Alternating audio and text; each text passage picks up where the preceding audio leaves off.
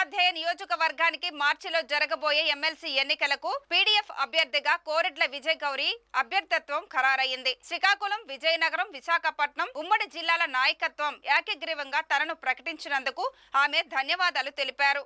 విశాఖలోని అల్లూరి విజ్ఞాన కేంద్రంలో జరిగిన పరిచయ సభలో ఆమె మాట్లాడుతూ ప్రాథమిక విద్య నుంచి ఉన్నత విద్య వరకు విద్యారంగ పరిరక్షణ కోసం పీడీఎఫ్ అలుపెరగని పోరాటం చేస్తుందన్నారు. విభజన చట్టంలో అంశాలను సాధించుకోవాల్సిన అవసరంతో పాటు ఉత్తరాంధ్రలో విద్యారంగంతో ముడిపడ్డ అనేక సామాజిక అంశాలను ఉపాధ్యాయ కాంట్రాక్ట్ అవుట్ సోర్సింగ్ ఉద్యోగుల సమస్యల పరిష్కారానికి తన వంతు కృషి చేస్తానని ఆమె పేర్కొన్నారు.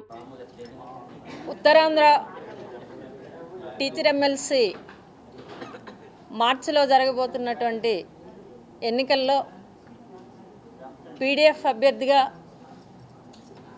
ఉమ్మడి 3 జిల్లాలు శ్రీకాకుళం, విజయనగరం, విశాఖపట్నం ఉమ్మడి జిల్లాల పీడీఎఫ్ అభ్యర్థిగా ఏకగ్రీవంగా 3 జిల్లాల నాయకత్వం, మిత్ర సంఘాలు, యూటీఎఫ్ నాయకత్వం అందరూ కూడా ఏకగ్రీవంగా ఎన్నుకొని పీడీఎఫ్ అభ్యర్థిగా ప్రకటించేటటువంటి కార్యక్రమం చేశారు.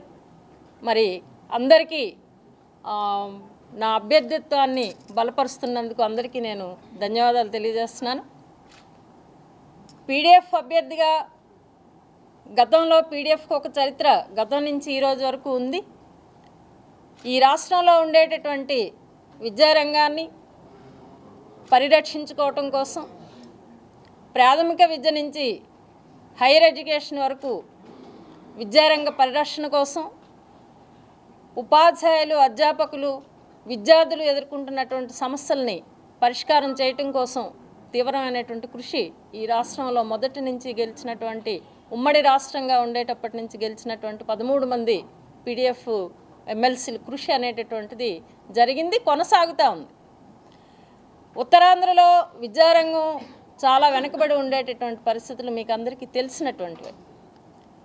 రాష్ట్రం విభజన జరిగేటప్పుడు కూడా విభజన చట్టంలో ఏ అంశాలైతే ప్రభుత్వం పెట్టిందో వాటిని ఈనాటి వరకు కూడా మరి పరిష్కారం కానిటువంటి పరిస్థితులు కొనసాగుతూ ఉన్నాయి.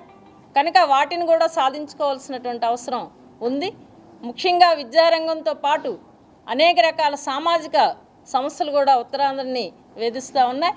అది విద్యతో ముడిపడి ఉండేటటువంటి అంశాలు కనుక ఒకవైపు ఉపాధ్యాయ ఉద్యమాలు, సామాజిక ఉద్యమాలు, వాళ్ళు చేసేటటువంటి కార్యక్రమాలకి ఇప్పటికే పీడీఎఫ్ బలమైనటువంటి మద్దతునిచ్చి చట్టసభల్లో మాట్లాడడం అనేటటువంటిది జరుగుతూ ఉంది. అదే పద్ధతిలో రేపు ఉత్తరాంధ్రలో మరొకసారి పీడీఎఫ్ అభ్యర్థిని గెలిపించి ఎమ్మెల్సీగా శాసన మండలికి పంపిస్తే ఉత్తరాంధ్రలో ఉండేటటువంటి విద్యారంగ సమస్యల మీద మరి తీవ్రమైనటువంటి కృషి చేయడానికి మా ప్రయత్నం ముందుకు తీసుకెళ్తామని చెప్పి ఉత్తరాంధ్రలో ఉండేటటువంటి ఉపాధ్యాయ వర్గానికి, అధ్యాపక వర్గానికి, అలాగే వృత్తి కళాశాలల్లో పనిచేసేటువంటి అధ్యాపకులకి, ముఖ్యంగా కాంట్రాక్ట్ అవుట్సోర్సింగ్ ఉద్యోగులుగా ఈరోజు విద్యారంగంలో చాలా పెద్ద సంఖ్యలో పనిచేస్తున్నారు. మరి అటువంటి ఉద్యోగులకి, మరీ ముఖ్యంగా మహిళలు చాలా పెద్ద పెద్ద సమస్యలను ఈరోజు ఎదుర్కొనేటటువంటి పరిస్థితులు ఉన్నాయి. మహిళా ఉద్యోగులు కానీ, టీచర్లు కానీ. కనుక ఆ రకంగా అందరి పట్ల సమస్యల క్యాంపెయిన్ అనేటటువంటిది చేసి ఈ సమస్యల మీద మా రాజీలైనటువంటి కృషి అనేటటువంటిది కొనసాగించి ఈ ఉత్తరాంధ్రలో ఉండేటటువంటి విద్యారంగాన్ని రక్షించుకోవడం కోసం అందరి సహకారం కావాలని చెప్పి అటువంటి ప్రయత్నానికి మేము ఈరోజు ఈ శ్రీకారం చుడుతున్నామని చెప్పి మరి ఉత్తరాంధ్రలో ఉండేటటువంటి అన్ని వర్గాలకి మేము అప్పీల్ చేస్తున్నాం. ఆ రకంగా నాకు సహకరించి ఈరోజు మార్చిలో జరగబోయేటటువంటి ఉత్తరాంధ్ర ఎమ్మెల్సీ ఎన్నికల్లో మరి ఓటు వేసి గెలిపించాలని చెప్పి మరి అందరికీ విజ్ఞప్తి అనేటటువంటిది చేస్తూ ఉన్నాను.